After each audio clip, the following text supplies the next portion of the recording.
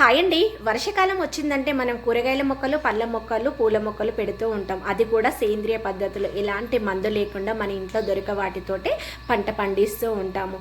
మరి పూత దశలో వచ్చినప్పుడు ఎక్కువ పూత రావాలి, అదేవిధంగా కాయ అనేది సైజు పెరగాలంటే ఇంట్లో ఉన్న వాటితోటే ఈ రోజైతే ఒక ఎరువు అయితే తయారు చేశాను.